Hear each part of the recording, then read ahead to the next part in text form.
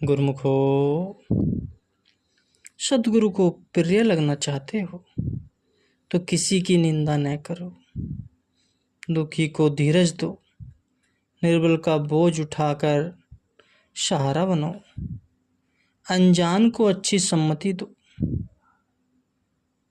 और बिछड़े हुए को मालिक से मिलाओ। सद्गुरु से निभाना गुरुमुख का परम कर्तव्य है। अपना आप गंवाना पड़ता है। स्वयं को अनजान समझ दूसरों को बुद्धिमान कहो।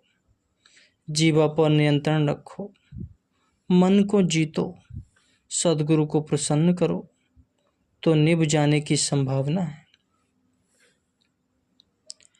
तुम्हें सद्गुरु ने असीम कृपा करके शरण में रखा है। सेवा करने के लिए तथा आत्मिक उन्नति के लिए। यदि ऐसे स्वर्ण अवसर को गफलत और आलस्य के कारण हाथ से खो दिया तो फिर न जाने कब यह अवसर हाथ आएगा। इसलिए तन प्राण से सेवा और भजन करके इस अवसर से लाभ उठा लो, ताकि इस मानुष जन्म का पूरा लाभ प्राप्त हो सके। सेवक कहलाना तो सरल है, परंतु सेवक बनना बड़ा कठिन है, क्योंकि सद्गुरु सेवक के अंदर से खोट उसी तरह निकालते हैं जैसे सुनार सोने को कुटाली में गर्म करके उसका खोट निकालता है। सद्गुरु के द्वार पर वह व्यक्ति अधिक समय तक नहीं ठहर सकता जो उनके सेवकों से श्रद्धा और प्रेम का बर्ताव न करता हो। सच्चे सेवकों की जीवनी पर विचार करने से हम स्वयं यह देख सकते हैं कि किस सीमा तक हम गुरु भक्ति में दृढ़ हैं और हम में सेवकाई का अंग किस सीमा तक समाया हुआ है। उन सेवकों के जीवन चरित्र से यह विदित होता है कि उन्होंने सेवक धर्म निभाने के लिए कितनी कुर्बानी की, कठिनाइयाँ, निराधार और उल्हानियों के परवाह न की, यहाँ तक कि तन भी निछावर कर दिया। अब हम उनकी तुलना में अनुमान लगाएं कि हमने कितनी कुर्बानी की है। जिस सीमा तक कुर्बानी होगी उसी सीमा तक हम भी भक्ति की दात प्राप्त कर सकते हैं। जिन्होंने अपना सर्वस्व तन मन धन सद्गुरु के चरणों में समर्पण कर दिया है, उन्होंने ही नित्य जीवन का आनंद प्राप्त किया है। ऐसी त्याग की मूर्ति को उनके जीवन काल में लोग चाहे कुछ भी समझें, परंतु मरणों उपरांत उनकी महिमा गायन करते नहीं अघाते। ऐसी महान विभूतियाँ अपने जीवन काल में सद्गुरु के वचनानुसार चलकर महान आदर्श स्थापित कर देती हैं। सेवा से हीन तथा प्रमादी चाहे हजारों हो, तुम उनका अनुसरण न करो। सेवा में सतर्क चाहे एक ही हो, तो भी तुम उसका अनुसरण करो। सन्यासी उसे मत कहो जो व्यर्थ भ्रमण करता फिरे, परंतु जो अधिक से अधिक मालिक के निमित्त कार्य करे उसे सच्चा सन्यासी समझना चाहिए। बाहर से त्याग और अंदर में कामनाएं भरी हों तो वह त्यागी नहीं। वास्तव में सच्चा त्यागी वह है जिसके मन में कोई कामना या कोई इच्छा न हो और हर परिस्थितियों में मालिक की मौज में रहकर उसकी याद में लीन रहे।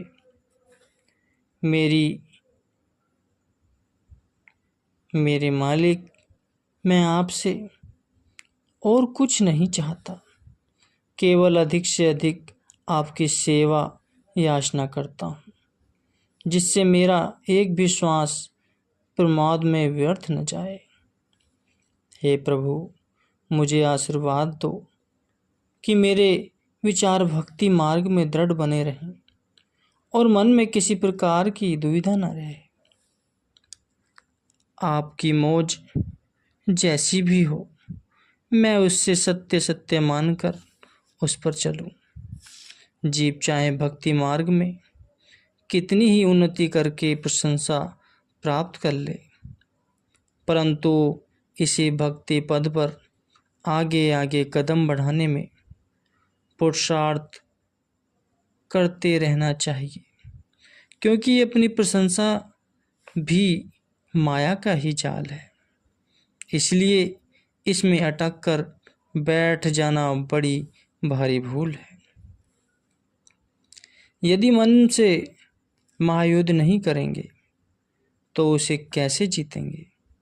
किंतु वह शक्ति मालिक की कृपा के बिना प्राप्त नहीं हो सकेगी, और कृपा दीनता के द्वारा प्राप्त कर सकते हो। सद्भावना धारण कर कार्य अवश्य करो, परंतु सफलता या असफलता मालिक के हाथ में है। परिणाम जो भी निकले उसकी चिंता मत करो। यदि सद्गुरु की आज्ञा से सेवा में शामिल हो और कोई नियम वाला साधन कर जाते हो तो घबराओ नहीं, परंतु आलस्यवश भजन ध्यान नहीं किया तो हानि होगी। वे आदतें जो तुम्हें मालिक की आज्ञा मानने में बाधा डालती हैं, दूर कर दो। उन्नति के लिए नीति और भक्ति दोनों आवश्यक है। दोनों में एक न हो तो कार्य अपूर्ण रह जाएगा। अपने प्रतिदिन के कार्य की डायरी रखो और यह देखो कि सारा दिन कैसे व्यतीत किया। मालिक की आज्ञा मानी या न मानी, कठोर बोले या मधुर, बुरा विचार किया या अच्छा, जहाँ भी कोई त्रुटि दृष्टि गोचर हो उसे दूर करने का प्रयत्न करो। ए मानव, सोचो तो सही कि क्या तुम प्रकृति के विधान को बदल सकते हो? यदि नहीं तो फिर क्यों व्यर्थ परेशान हुए फिरते हो? इससे अच्छा तो मालिक का आश्रय लो और स्वयं को उनकी मौज पर छोड़ दो। वास्तव में बलवान वह है जो अपने मन से युद्ध करता है और अपनी इंद्रियों को विकारों से रोककर वृत्ति को मालिक के चरणों में लगाता है। समय को व्यर्थ न गवाओ, एक एक श्वास अमूल्य है। सेवा सिमरन के बिना एक पल भी न बिताओ।